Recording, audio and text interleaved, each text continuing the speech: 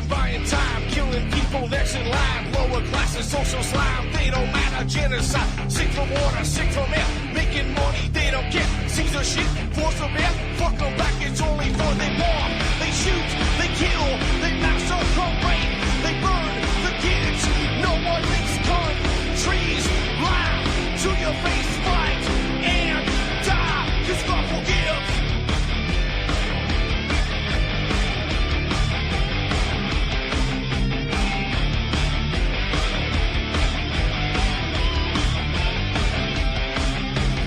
Selling lies and buying time, killing people next in line. Lower classes, social side, they don't matter. Genocide, sick from water, sick from air. Making money, they don't care. See the shit, force of air. Fuck them back, that's only fair. They bomb, they shoot, they kill, they massacre, rape.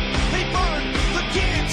No one makes countries lie to your face, fight and die. Cause God forgives. Yeah. Coming back around again.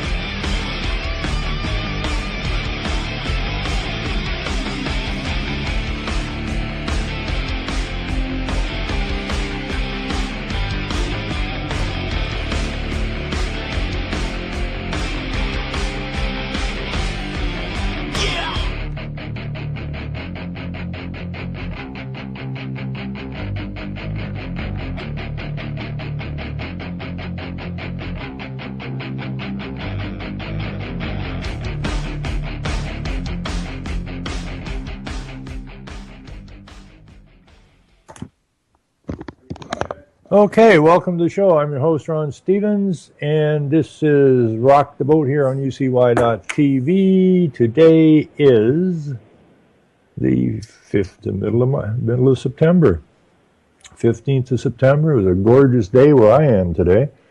Beautiful sun, no wind, and I'm your host for the next hour. And what I need to do here right away is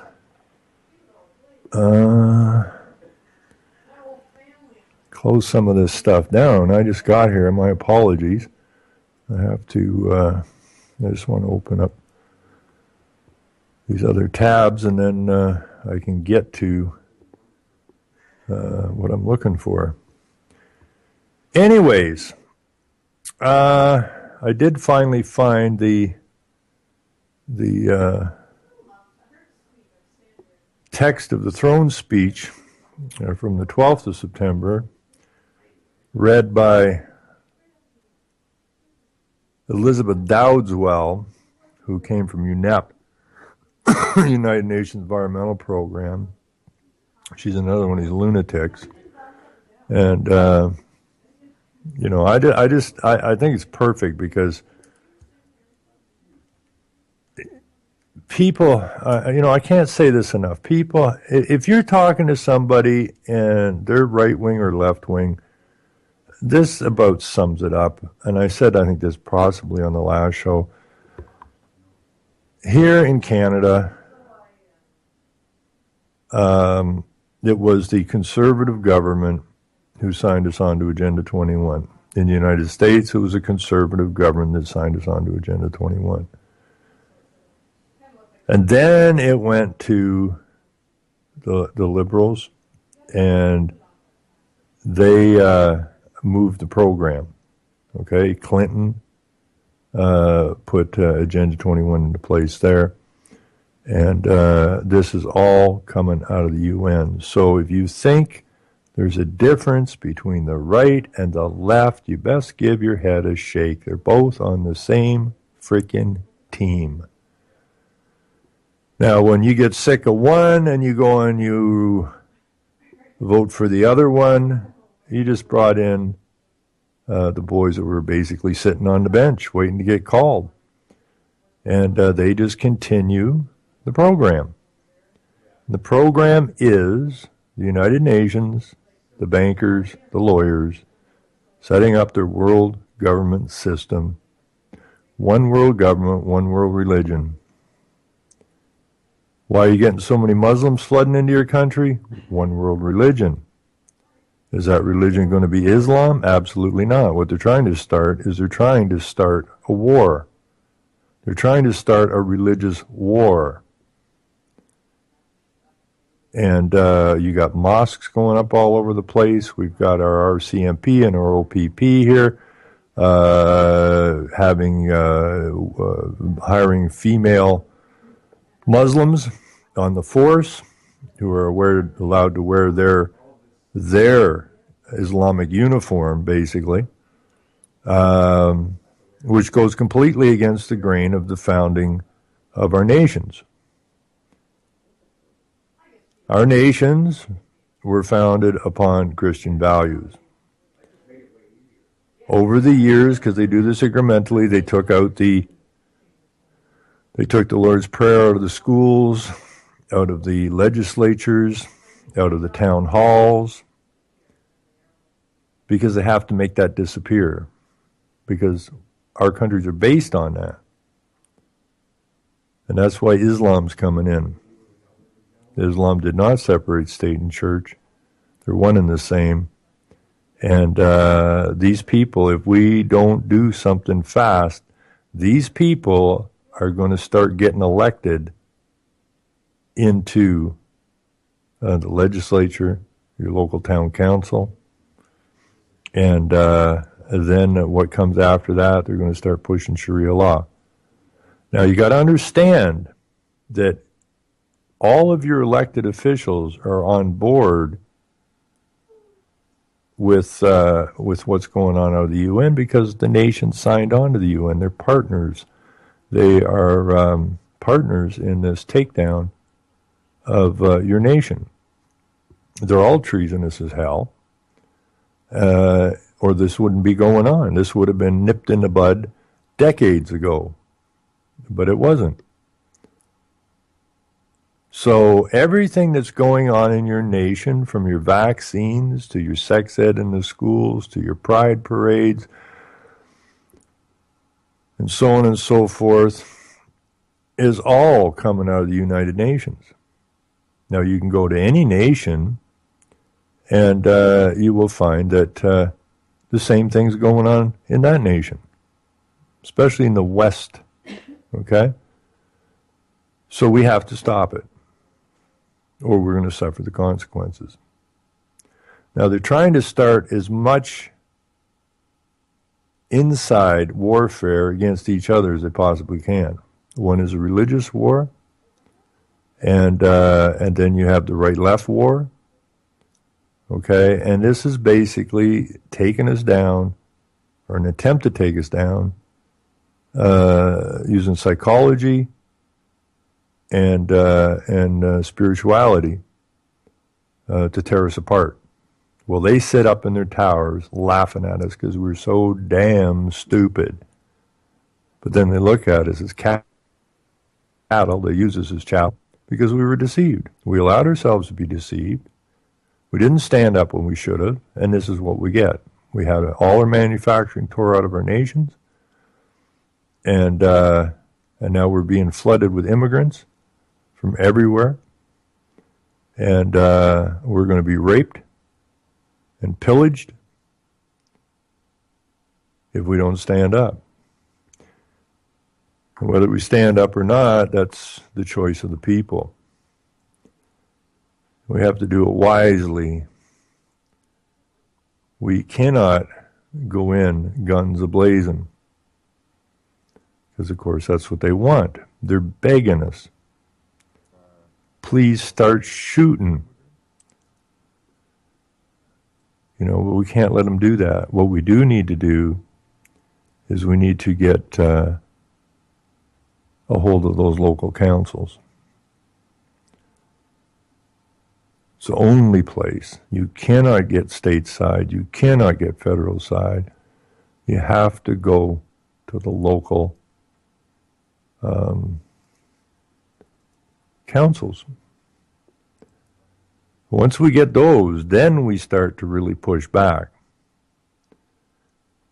Every single city, town council has a city manager or a CAO. Those CAOs and city councilors are the most treasonous dogs you'll ever meet, and they're not elected. You didn't elect them. They're administrators, and they are administrating in your local neighborhood the UN agendas, the world agendas. Now, maybe you want to be a world citizen. I sure as hell don't. This is my nation. And what is the goal of these agendas? The end of nation states. So what is the point of you voting in a federal election if the people you're voting for are bound and determined that they're going to end your nation state? Eventually, the Congress and the Senate are all going to have to get vacated. These people have been in power way too long. We got to get some real blood in there. We got to get some nationalists in there. Now, you've heard the propaganda about nationalism from pretty near every faction in your nations. Nationalism is bad. We need free trade. Well, you can't trade freely with somebody that's working for a tenth of your wages. How in the hell do you plan to compete with these people? You can't do it.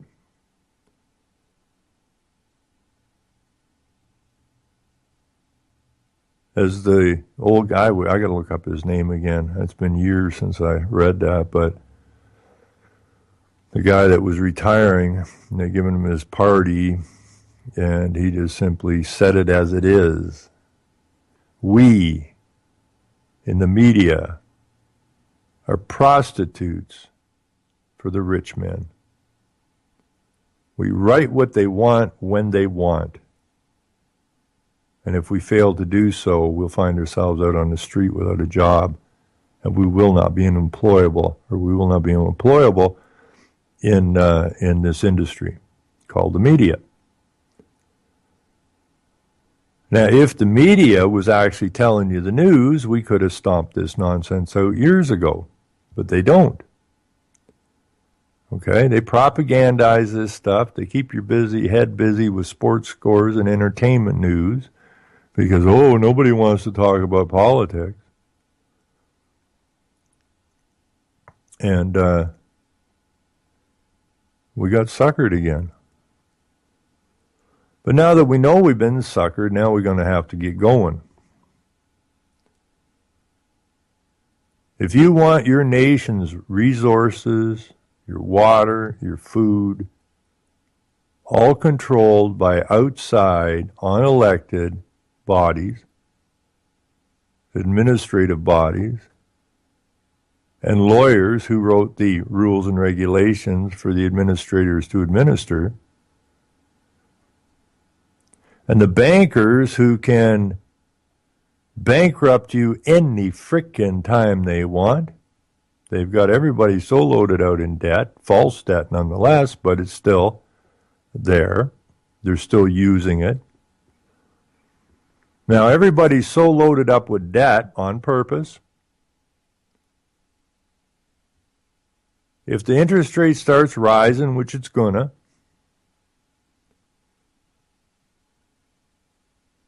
the nations are going to collapse as per plan. They need to put a big enough hurt on enough people that we're basically back to the dirty 30 soup kitchen days, at which point they're going to offer you your guaranteed income, giving you adequate this, that, and the other thing, of which they administer, which they decide what is adequate. How much water are we going to give the cattle? What are we going to feed the cattle? Because that's what we are, cattle. In their eyes, at least. We're not men in their eyes. How could they do this to men? Men would have stood up. No, we're just animals to these people. That's all we are. We're animals. We're either assets or liabilities. And we become liabilities through the robotics. They don't need the number of people they used to need to build the products. And so they want less of us on the planet. So they blame us for ruining the environment. How do you fix the environment? Well, if it's us that's ruining the environment, then obvious, like Gorbachev said, get rid of 92% of the population and your environmental problem is solved. So we know what these guys are up to. The question is, are we going to allow them to fulfill their dream? Now, they're not going to come in and bomb us. They're going to try to get us to turn on each other, which they're doing a damn good job of. I mean, you can trace Idle No More. You can trace Black Lives Matter. You can trace Occupy. You can trace that dick shit that I can't stand. I puke every time I see a picture of this clown, Anonymous. Trace that back to the UN years ago. Used to divide and conquer the people, to turn the people against each other. These are all agents. And you got to come to terms with that. I had where did I get that thing from? I had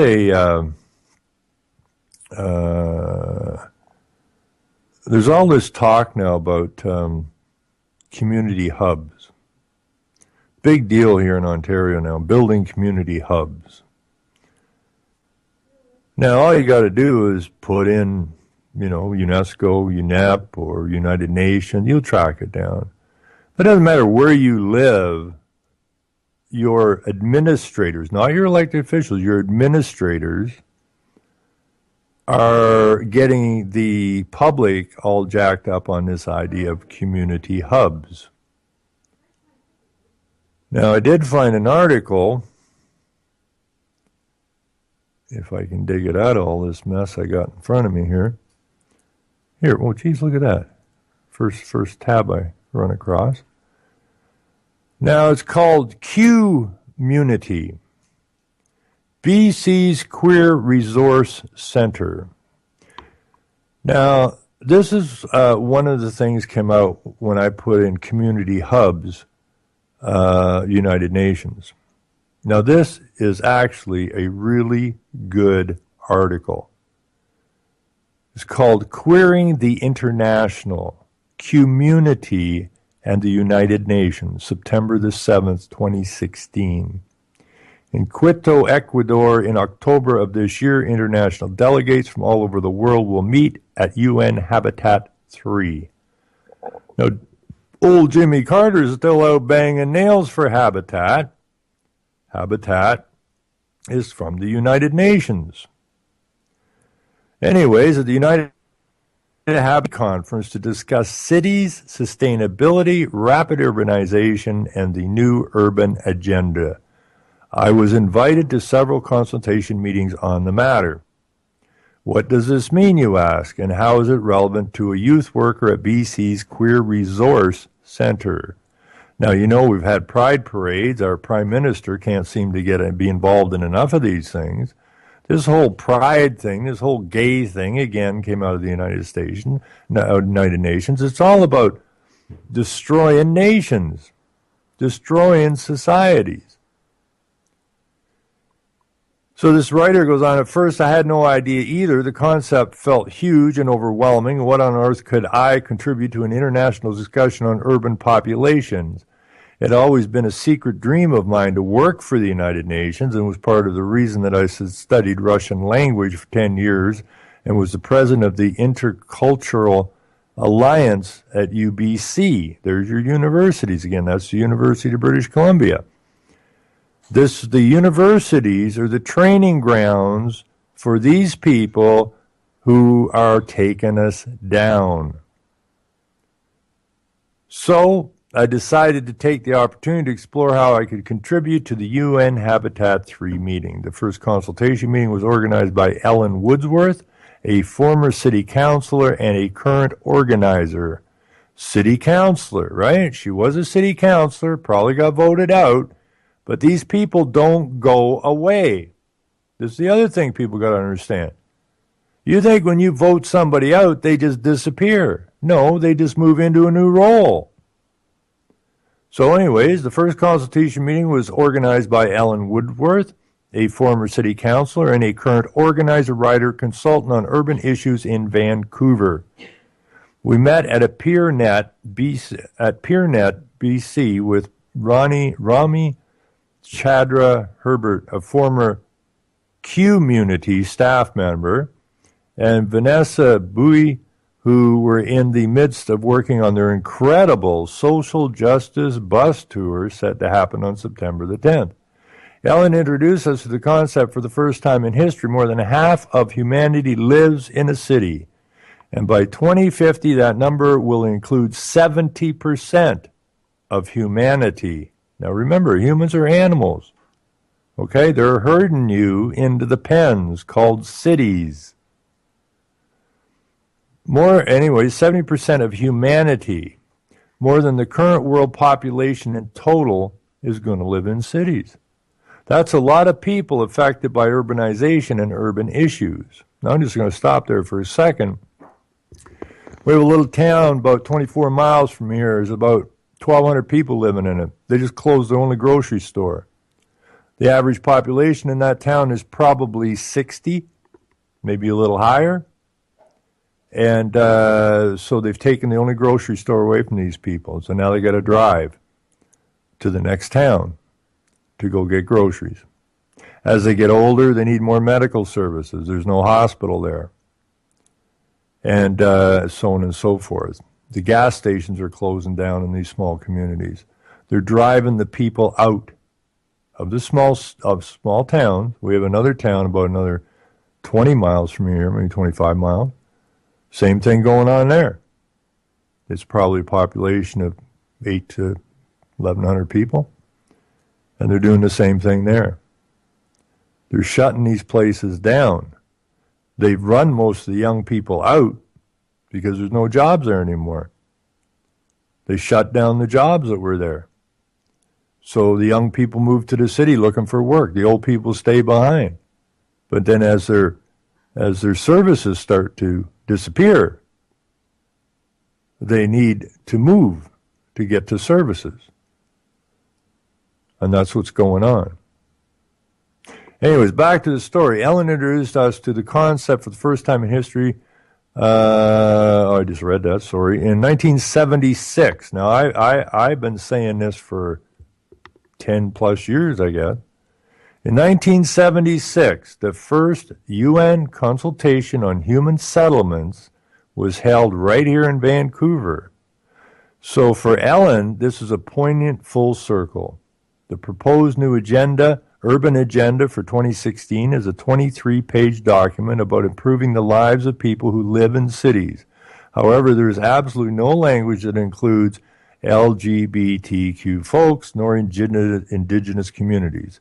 This means that in October of 2016, delegates from countries all over the world will gather to talk about creating sustainable, safe, and clean cities while simultaneously ignoring the issues faced by the LGBTQ and indigenous people and those living at the intersection of both identities. Together, Rami, Vanessa, Ellen, and I planned a meeting to engage the larger community for consultation on this issue. We planned to invite as many diverse communities as we could and draw upon the experience and opinions of the different individuals. In the meantime, I was invited by the United Nations Association of Canada to participate in a separate consultation on sustainable development goals and the relation to urban youth. Most people of my generation grew up learning about Millennium Development Goals. And this goes back to the idea of generational incrementation, right? The people that are already grown up didn't get any of this in school. They don't know nothing about it. They're off trying to make a living. They're trying to keep a roof over their head. They have no idea what's being taught in the schools. But here, I don't know how old this writer is here, but it says, my generation grew up learning about the Millennium Development Goals in school. I remember being able to recite them for geography class. In 2015, the UN met their 15-year deadline for these goals. This Guardian article demonstrates their success in factors like reducing infant mortality, improving access to education, increasing the number of women in parliament. In 2016, the SDGs, the Sustainable Development Goals, took the place of the MGGs with a deadline of 2030. That's a new generation. Together with other young leaders from around Vancouver, such as representatives from the School of Community and Regional Planning at UBC, the UBC Centre for Community Engaged Learning, the BC Council of International Cooperation, and the Progressive Housing Society, I spent several hours giving feedback on how the UN Habitat could better engage youth. I went in with my role as a community, that's Q like in queer community, youth worker, as well as a member of Black Lives Matter Vancouver. All this shit's coming out of the UN, folks. So when you're bitching about Black Lives Matter in America, understand they came out of the UN. They're agents. As a youth worker for LGBTQ/2S folks, they keep adding things, I made sure to give input on how these policies could do a better job at supporting queer, trans, and two-spirit youth.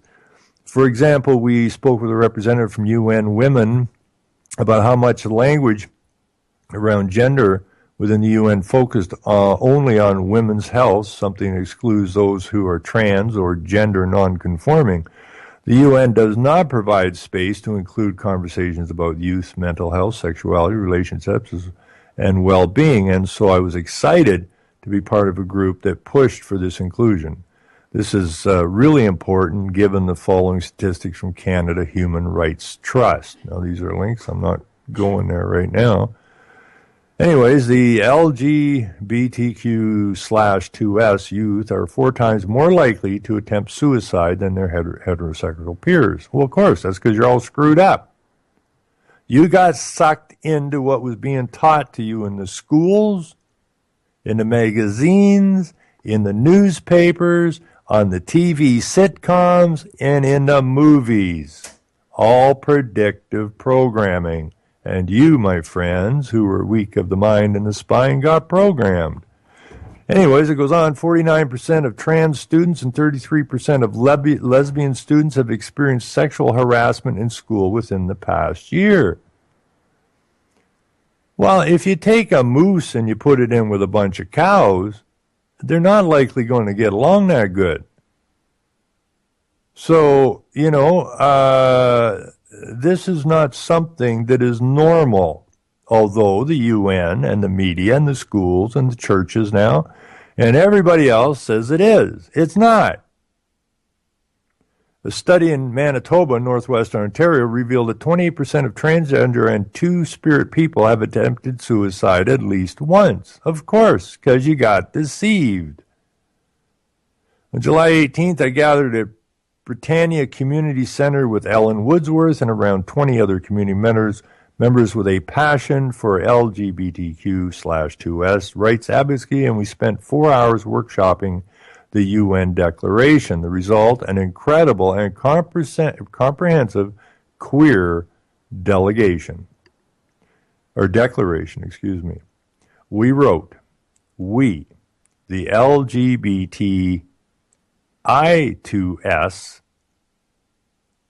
community members, involved and consulted in the Habitat 3 process, gathered with the main objective to explore ways of incorporating an intersectional lens that demonstrates the importance of including the LGBTQ people and their communities in the design, implementation, monitoring, evaluation, and wording of the new urban agenda that will be adopted in Ecuador in October 2016. That is right around the corner.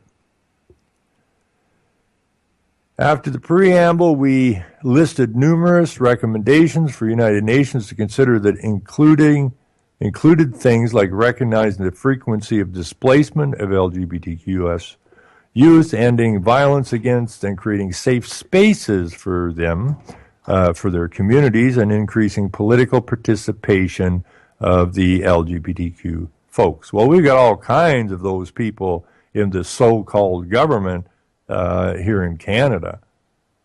You know, we got tons of them. Now we're getting more all the time because it's a human right.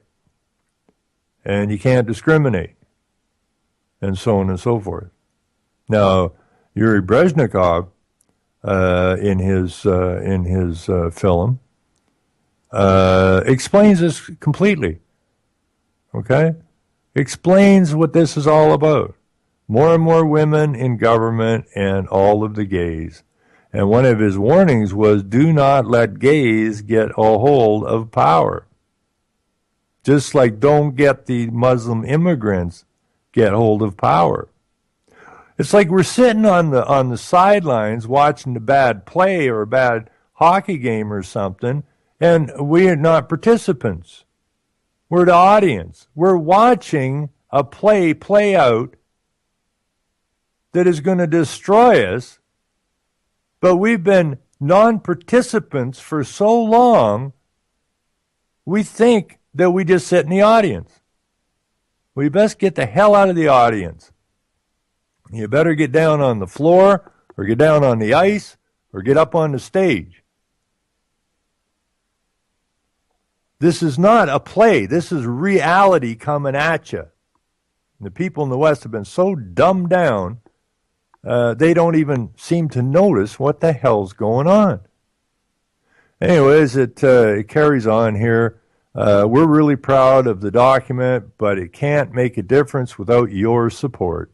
Several organizations and individuals have already endorsed it and given their support, but we need people to continue signing our petition in order to get recognition from the Canadian delegates who will be attending the conference in Quito next month. This was written by Cicely Bell Blaine, who is a youth worker for Q-Munity.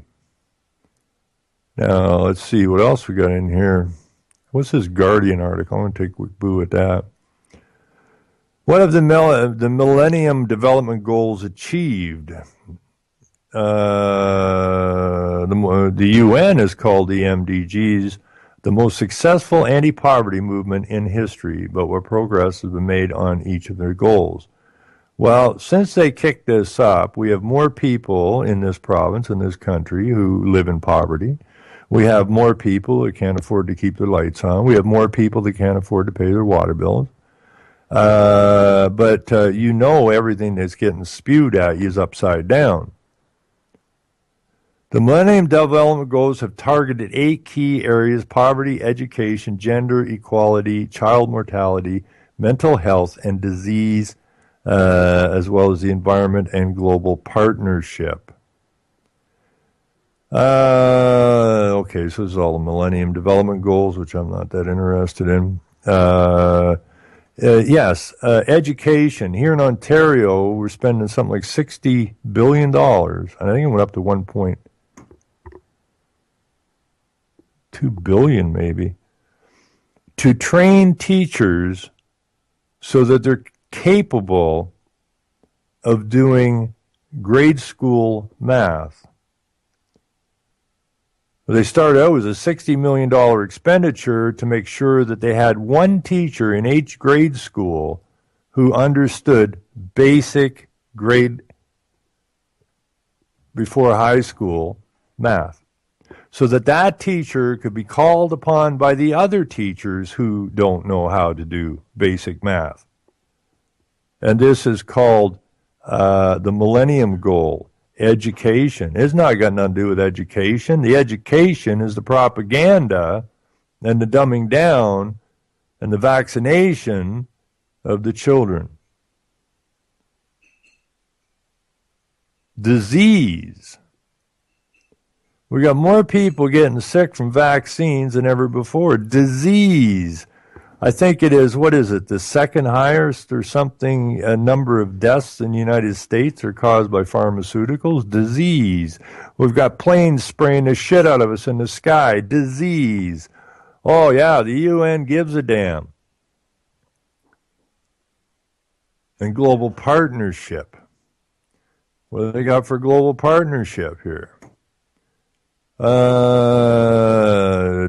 8A, develop an open, rule-based, predictable, non-discriminatory trading and financial system.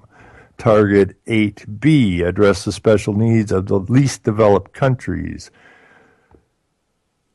Target 8C, address the special needs of landlocked, developing countries and small island states. This is where your money's going. You work like a dog, and your government is taking your money and sending it overseas so the UN can fill their pockets. And you hear reports, oh, look at this, they drilled a well. Isn't that wonderful? Well, when I was a kid, before I hooked on to the idea of what the United Nations actually was, I was one of those kids out there trying to help the starving children in Africa. This is way back in the early mid-'60s. And out there with my UNICEF box, me and my buddies, and we'd bang doors like a bitch, and then we'd go back and get another box and fill it up. Because they needed a well. Well, all these years later, they still need a well, and you're being sucked dry, and that money's being sent to the UN, its organizations, its NGOs, professors in universities, in order to keep this crock of nonsense going. Target 8D, deal comprehensively with the debt problems of developing countries. Target 8E, in cooperation with the pharmaceutical companies, provide access to affordable essential drugs in the developing countries. Now, we've all heard stories of where Gates and the boys go in there, and that's all UN. Goes in there and just vaccinates the hell out of people and sterilizes the women and or kills the people with their vaccinations. Target 8F, in cooperation with the private sector, make available benefits of new technologies, especially information and communication. Globally, the proportion of population covered by the 2G mobile cellular network grew by 58% to 95% in 2015. And that's so they can track you and run your smart meters and run your water meters, and once that's all being set up so that they can give you adequate. And what it's going to boil down to is basically you're going to get a card loaded or an account loaded with an adequate amount. They decide what the adequate amount is of food, water, and electricity, gas, whatever you're using, and you will be given that credit on a monthly basis. And it will be a hell of a lot less than you are going to be able to get by on. They want the United Nations is bound to determine that you will use 75% of the less electricity you use now and 75% less water. Now you just imagine living in your home using 75% less water than you do now. Monitoring aid delivery. Featured story giving new life to farms in Ebola-affected countries. This is such a crock of garbage that, and it's all being shoved down your throat from your local city, town, council, who is being told what to do by a non-elected administrator who is trained specifically how to implement the UN agendas, the global agendas, into your community. Now, right now, we have this thing that our council is going to spend a whole lot of money on a wastewater management program. Well, if you put that in, you'll find that every other town in this city, in this province, and probably across the country and throughout the United States and throughout Europe, just happens to be doing the same thing. They're all doing the same thing at the same time because the UN templates come into the administrator's desk. He winks, go, yep, I'm trained in how to do that. And then he goes to the unsuspecting council, and he explains to them what needs to be done, and they're just part-time idiots, and they vote it. So we have to do something about that. And I was going to put this link in here because, it's really, I was really happy not to read this community shit, but the fact that it brought up the first conference on human settlements, which was way back in 1976, where they stated was not sustainable is private property. Okay? Private property is not sustainable. The reason for it is it's a social injustice. The idea behind that is that if you own property and I don't, you can ride the price of property up, although it can come back down again, but you can ride it up, you can make some profit on it, and therefore you can gain because you own property, and I cannot. And therefore, you owning property is not sustainable because it's not socially just. It's not fair to those who don't own property. Now, if you go over to Europe, you'll find the number of people actually own property is way lower than it is here in the West. And that's where they're going to take us. We're all going to end up rent slaves if we don't watch what we're doing. And if that's what you want, fine. Who am I to say anything? But if you care about your family, you care about the kids, then whether you like it or not, you got to quit just being a one who's viewing this, and you got to get active. You can't stay in the audience any longer, people. So here's a little UN queer or community stuff for you if you wish to read through it. There's some links in there.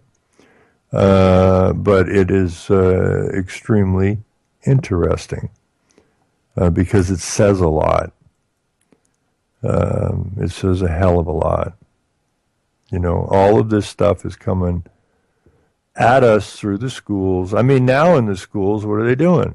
They're getting kids because, see, it's generational, so they pulled the Lord's Prayer out of the schools. When the kid goes to the school, he doesn't know nothing about no Lord's Prayer. Not there when he got there. So they're wide open now to Islam because they got nothing backing them. They got no clue. You take a little kid doesn't know nothing. Now, the people who know a little bit going, this is crazy. Well, of course it's crazy, but then you allowed the Lord's Prayer to come out of the school because we didn't want to offend someone, right? Don't offend anybody. So we have to, in order not to offend anybody, we have to get rid of everything that made your society what it is. Because obviously people coming in are not from your background or were not present in the society. They don't have generations of families, and therefore anything that your society accepts, embraces, is probably offensive to the newcomers. Therefore, we have to get rid of your society in order to implement a new society, an all-inclusive society, a society where no one is offended. Well, guess what? I'm offended. We've all been offended. But, hey, we like to go and sit in the stands and watch the game, and that's what we've been doing. We've been sitting in the stands watching the game. I don't like the way that I should go down there and say so. Oh, well, you can't do that because you'll get arrested because you can't go on the field because, that's the way it is. And that's what we've been doing. And we've been doing it for way too long. and that has to get fixed.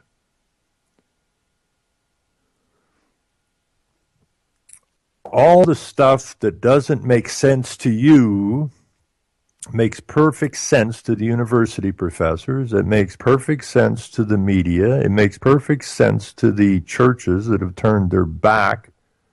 I mean, when you have Christian church people sponsoring Islamic people into their community, you know that that so-called Christian person in that church is obviously not Christian. Every sector of our society has been infiltrated by agents.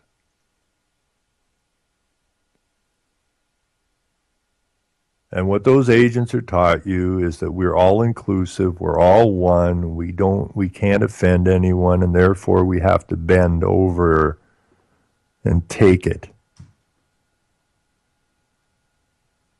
These people are criminals. Why are they criminals? Because they're causing harm. And in law, it's against the law to cause harm. That was the whole basis of a Christian society.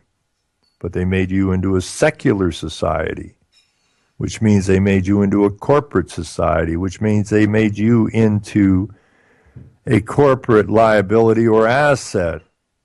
They took away what was given to you by your Creator. You're no longer a man or a woman, you're a cattle beast. And you slave away, pulling the plow, and they take all your labor. The fruits of your labor, they take them. So we're going to have to make some decisions here, like really fast. We have got to quit dicking around with this nonsensical political system. It doesn't exist. What does exist are the administrators. There's in the background. What does exist is the bureaucracy in the background. What does exist is the boards and commissions that were legislated but outside the reach of those who legislated them. And again, that brings me back to the new despotism. Please get a copy, read the damn thing, understand it. I mean, that's a warning from 1929 as to 2016.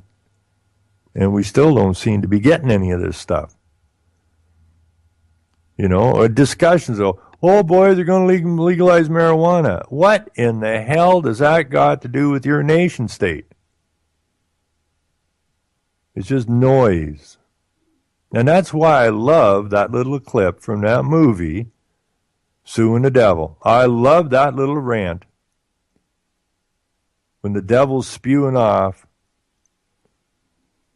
You know, what did God create? Well, he created the sun and the water and the raindrops and the deer and the animals.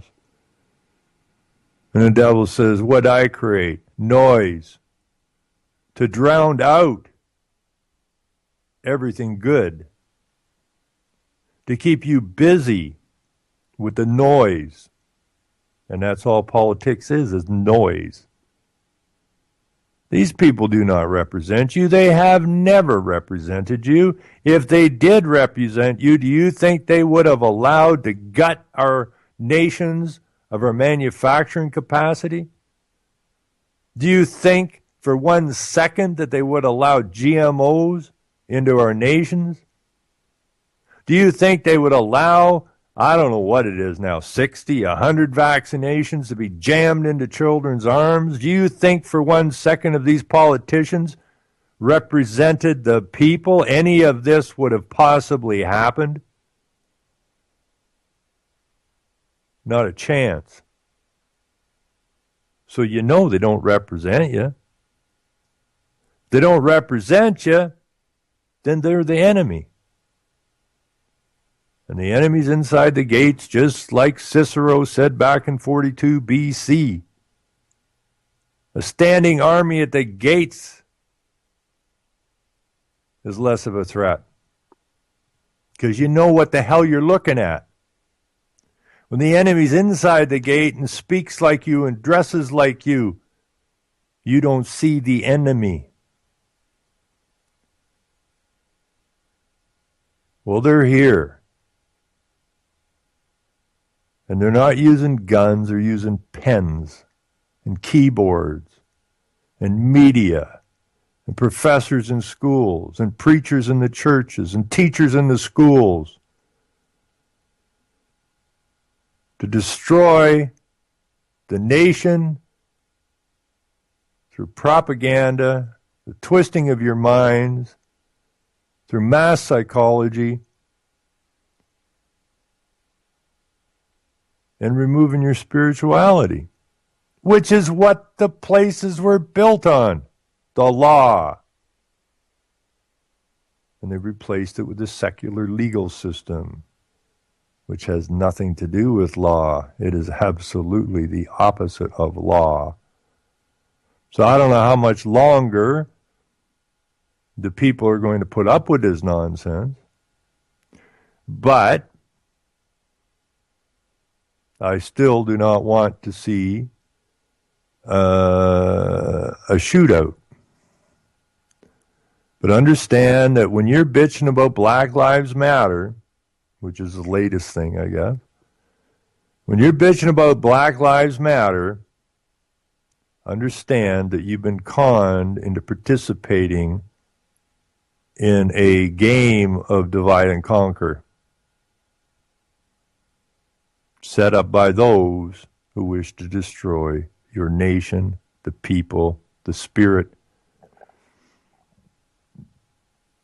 and bring you into a place where you can no longer push back. You're going to pen you into the cities. Every single town in North America has a development boundary zone around it. You can't develop outside that zone. It's an infill high-density game. And like, say, take the town I'm in. It's like 7,500 people. But as they shut down them small towns around us, those people are going to start coming in. But you can't build outside that zone. So it's going to be getting tighter and tighter and tighter. And when you start throwing in a pig contingent of LGBTQ people into these small communities, and you start driving Muslims in here and Chinamen in here, what are you going to do? You're going to get chaos. Now, nothing describes what they're doing better than that movie, Soylent Green. Super high density city with tons and tons of poor depending upon the so-called government in order to get them food. There is no beef left except for the rich. People sitting on bicycles with a little generator on it to charge up a battery to run a 40 light bulb in a tiny little apartment. Now they're selling you all this stuff on the pretty side, I guess you might call it, when what they're really doing is shoving big time ugly upon you. Surely to God, we can stand up to this stuff.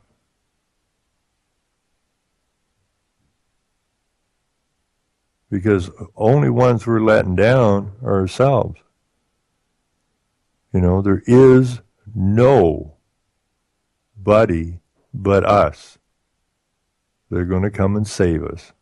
Just us. That's you and me and your neighbor and your friend and your brother and your sister and your mother and your father. That's who we have to mobilize. And if we can't mobilize them, then that's our fault. And these ugly, nasty SOBs who presently run and control the earth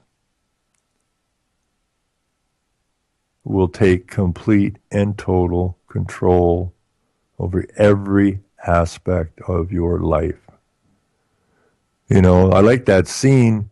I like that scene in 1984, you know, where Winston goes up to his little cement apartment and he's trying to hide away from the eye of Big Brother, the screen on the wall, telling Winston it's time for to do his calisthenics.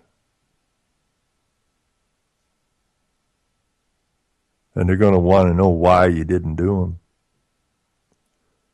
They're going to want to know where you got that chunk of meat that you're trying to eat for supper. Because meat's against the law. You can eat bugs. You can have that kind of meat.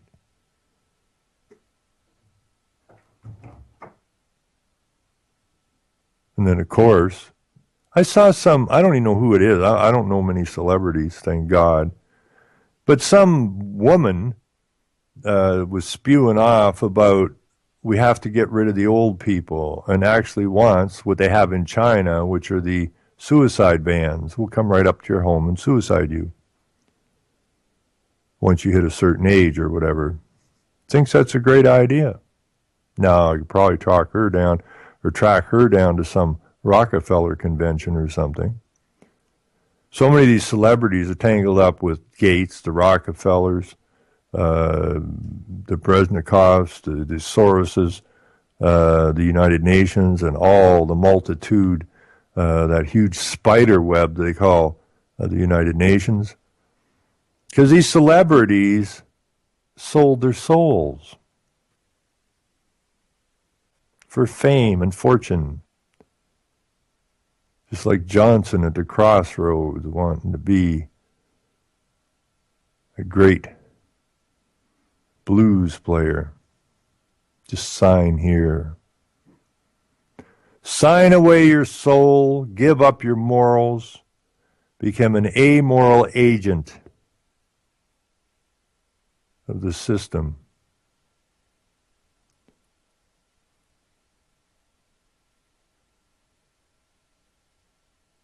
You know, so we got to quit worrying about celebrities and football players and baseball players and basketball players and hockey players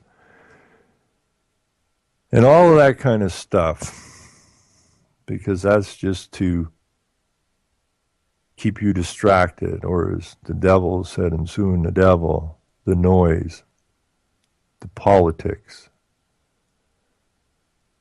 It's all noise. You can only concentrate on certain things. You can't be wasting your time with this other stuff anymore. You know, we're no different than the slaves in Roman times when they would go to the Colosseum on the weekend to be entertained, take their mind off being slaves. The system hasn't changed, folks. The system has not changed one little bit. But they're trying to come in for the kill now. And only you can make a difference. It looks like we're out of time. Oh, real quick, this is, what day is this? Thursday. So Saturday night we're going to be on over at Revolution Radio. But Sunday,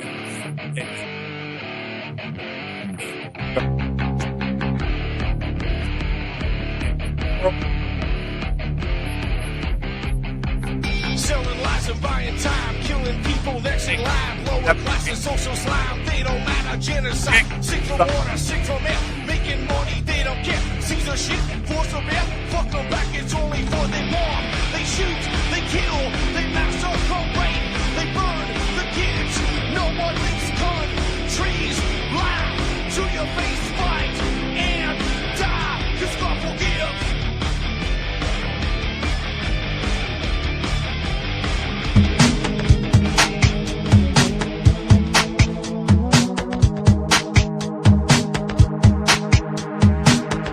This is Ozzy Smith.